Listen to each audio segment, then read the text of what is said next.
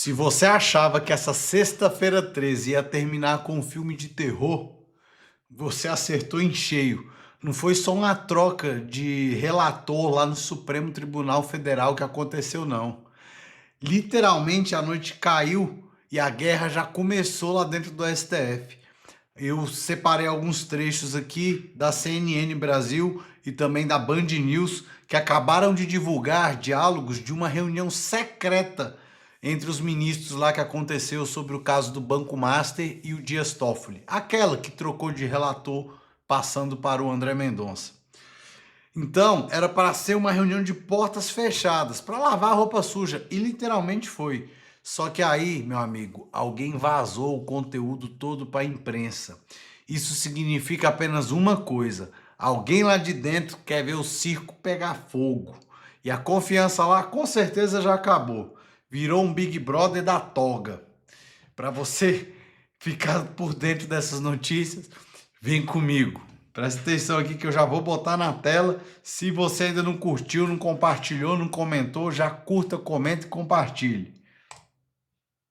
O que pode ter sido ou não uma gravação durante a reunião, nós acabamos de trazer aqui o posicionamento de Dias Toffoli, dizendo que é uma ilação à gravação. Por quê? Porque a primeira desconfiança foi de que o próprio Toffoli tivesse feito essa gravação e tivesse vazado o que aconteceu na reunião.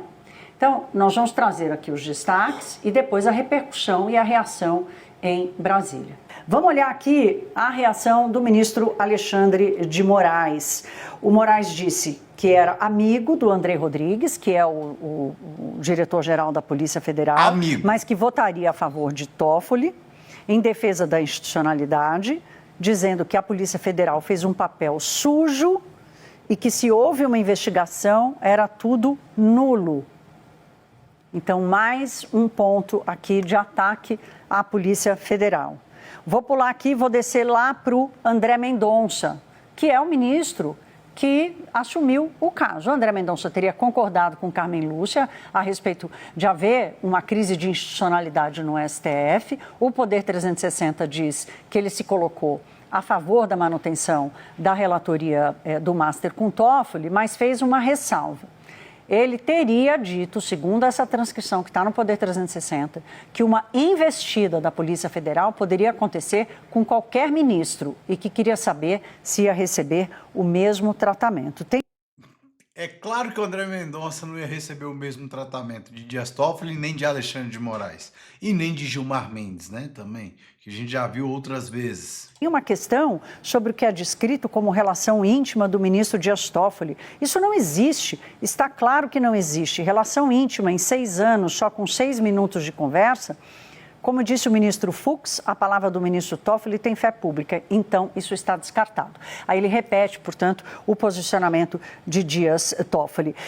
E por último, para fechar, a gente vai trazer aqui a posição do Flávio Dino. A gente escolheu esses ministros aqui porque são os ministros que tiveram as falas, né, segundo o Poder 360, mais contundentes. Olha o que o Flávio Dino disse e lembre-se o que eu falei no editorial de mais cedo, sobre a relatoria passar para o André Mendonça, que ele ia também e que ele assinou também a carta para poder blindar institucionalmente o Toffoli. Eu falei isso lá para vocês e vocês viram o que ele disse, né? Nessa reunião. E mais contundentes, tanto a favor de Toffoli como contra a Polícia Federal. E Dino diz, teria dito, né? Essas 200 páginas, para mim, são um lixo jurídico. Não adianta discutir esse lixo jurídico. A crise hoje é política. Em 2035, se Deus me der saúde, eu quero estar nesta cadeira. E esta cadeira tem bônus e ônus. Eu acho que não adianta pensar nessa cadeira só no bônus. Eu acho, senhor presidente, que o senhor deveria ter resolvido isso dentro da institucionalidade da presidência. Ou seja, para Flávio Dino, o ministro teria que decidido isso, não precisaria ir a plenário, nada disso, né? Para Flávio Dino, o presidente do Supremo, que é o Fachin, aquele mesmo que liberou o Lula, lembra? Ele que descondenou o Lula, deveria ter dado a canetada e falado: PF, você não pode pedir a suspeição do ministro relator Dias Toffoli. Volte para o seu lugar. Então, é isso que é a opinião do Flávio Dino. E ele fala, eu já disse para o meu amigo e irmão Dias Toffoli, veja que já tem maioria, mas não vai ser unânime. Eu acho, senhor presidente, que o ideal seria resolver isso administrativamente, numa nota em que os 10 ministros assinassem. Aí ele fala, né?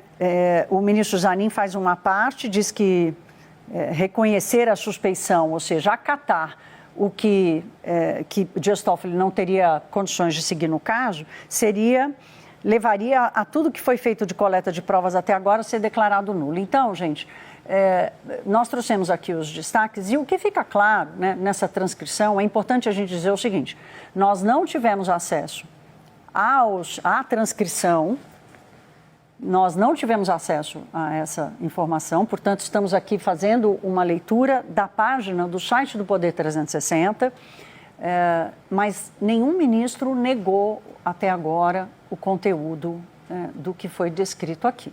O que pode ter sido...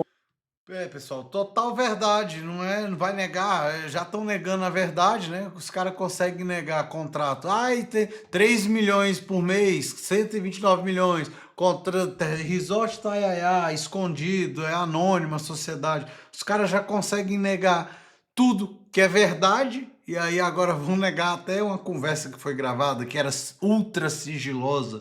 Agora, quem gravou esses áudios e divulgou para o Poder 360 é que a gente não sabe.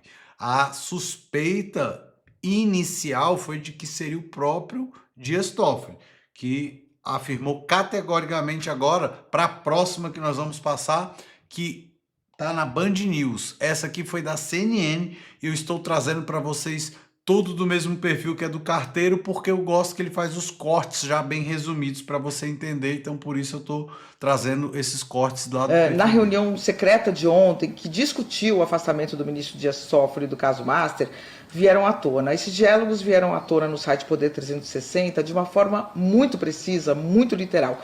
Longos diálogos que foram publicados, ipsis literis é o que os ministros falaram. O que acontece? Os ministros passaram a ficar muito desconfiados de que foram gravados clandestinamente nessa reunião.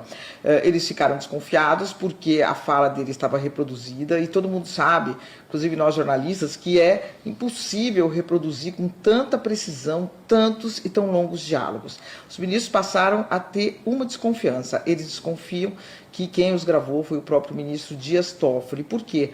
Porque os diálogos publicados são todos muito favoráveis ao ministro, são todos de outros colegas que o elogiam muito, que criticam muito a Polícia Federal.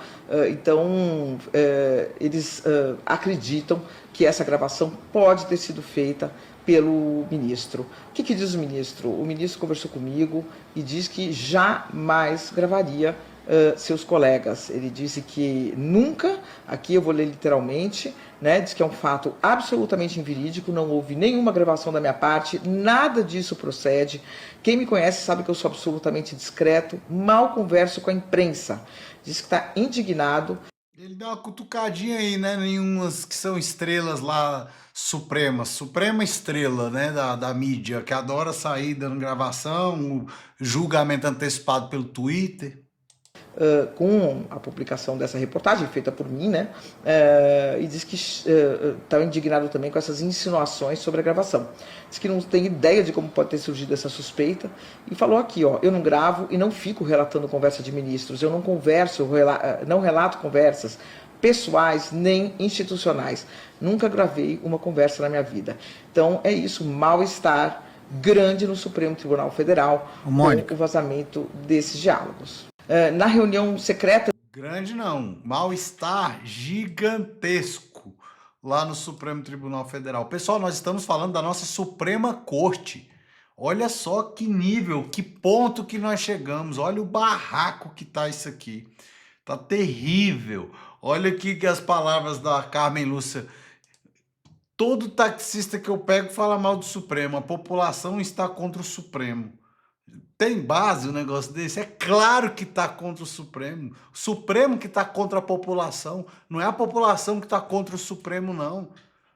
Comecem a decidir pensando como juízes que são, né? Meu Deus. Eu vou ler aqui para vocês, que está na Folha de São Paulo. só que a Law Letter aqui repostou, tá? Trechos publicados por veículos de imprensa sobre uma reunião reservada no STF, convocada para discutir desdobramentos do Banco Master, atribuíram à ministra Carmen Lúcia a frase: todo taxista que eu pego fala mal do Supremo. A população está contra o Supremo. Em relatos associados ao encontro, a fala é apresentada como parte de uma discussão sobre o impacto público da crise e a necessidade de discussões que preservassem a institucionalidade da Corte. Após a divulgação de diálogos descritos como literais, ministros passaram a levantar internamente a hipótese de que a reunião tenha sido registrada sem conhecimento dos participantes. A suspeita ganhou força justamente pela precisão das falas reproduzidas, segundo a apuração jornalística. O ministro Dias Toffoli negou ter gravado ou repassado conteúdo, vocês já viram aí, de acordo com as reportagens que repercutiram a coluna onde o tema foi tratado. Então tá lá na Folha, isso aqui foi uma repostagem que a Law Letter fez e eu já trouxe aqui para vocês.